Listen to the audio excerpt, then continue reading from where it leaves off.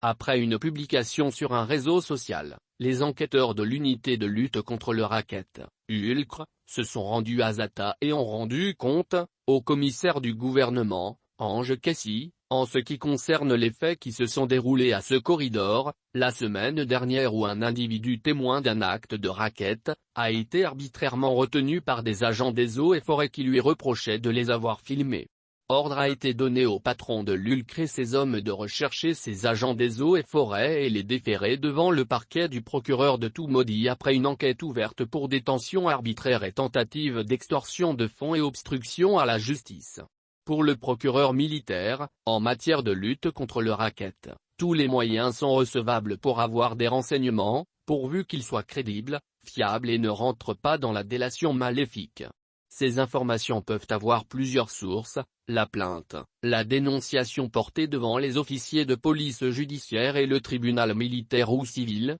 les informations relayées dans la presse et sur les réseaux sociaux si et seulement si, comme il a été dit plus haut, elles sont soutenues par des preuves. Et ces preuves peuvent être démontrées de plusieurs manières: vidéo, photos de caméra ou de téléphone personnel, tout en précisant que, concernant la prise de vidéo ou de photographie des éléments des forces de l'ordre, il faut faire très attention, rappelle qu'il est interdit de filmer des éléments des forces de l'ordre dans leur vie privée quelles qu'en soient les raisons. Par contre, dans le cadre du service ou à l'occasion du service, si des faits constituent des violations graves des droits humains, bastonnades, tracasseries, extorsion de fonds ou racket, tout acte qualifié délit, contravention ou crime commis au vu et au su de quiconque, le fait de filmer peut constituer une preuve de l'infraction au cas où il y a dénonciation ou plainte. Toute force de l'ordre qui s'interpose ou fait de la rétention, en bloquant ou en détruisant un portable ayant servi à filmer s'expose à une répression sévère de la loi pour entrave à la justice,